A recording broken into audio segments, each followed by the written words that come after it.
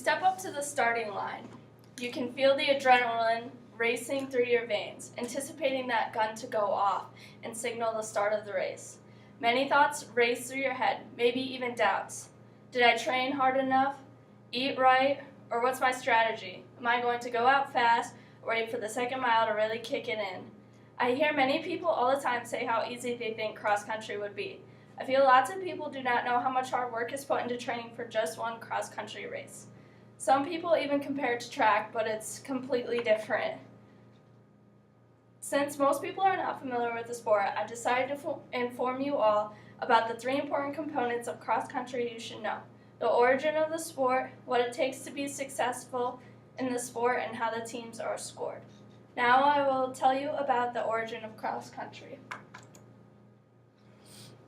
According to the Lamp Online, cross country first appeared in England at the beginning of the 1800s. It was first a game where there were 2 teams, the hares and the hunters. According to running times, the hares would get a 10-minute head start and the hunters would have to catch them. The hares would leave a trail of paper shreds so that the hunters could find them.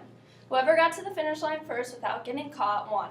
The first cross-country competition took place in 1837 and was called the Crick Run, according to Lamp Online.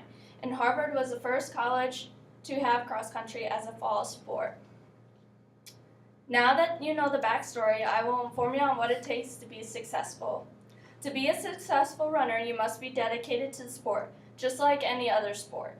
A varsity cross-country race is 3.1 miles on all kinds of different terrain. So to be successful running cross-country, you have to be dedicated enough to train for all the different things you could run into, including hills, flat, faster courses, and woody areas. It takes a lot of dedication running off-season to stay in shape too, and to be successful. It's easy to practice at actual practice, but once you're on your own, you have to really push yourself. Also, cross-country takes up a lot of your time. Practice every weekday, meets during the week and weekend get tiring. So after doing all that running, a lot of the time you're too sore or tired to do anything else other than sleep. So it takes up a lot of time on top of school. If you really want to be successful too, you should go on 2 runs a day, so before and after school. That is how much time you need to dedicate to the sport to be successful. Also, to be successful, you have to know the right things to eat. According to LivStrong.com, you need to really load up on carbs, especially the night before the race. Like spaghetti and baked potatoes are really good to eat the night before a race. It is important also to stay hydrated. They recommend like a gallon of liquids a day, so like even like broth from soup counts, and like water, of course, and Gatorade. But soda does not count. Do not drink soda. I would not recommend that. The final component I will be educating you on is how scoring or winning a cross-country meet works.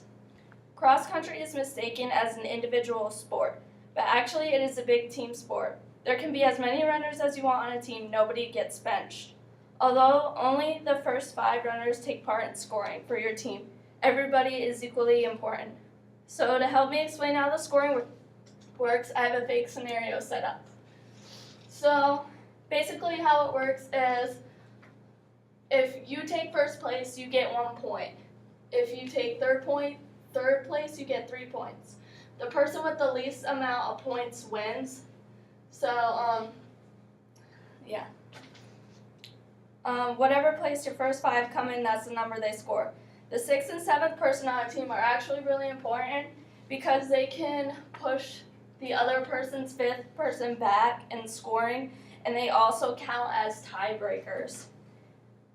According to CougarsXC.com, a score of 27 or less always wins, as does having the first, second, and third place winners with at least 5 runners finishing. This is called a sweep.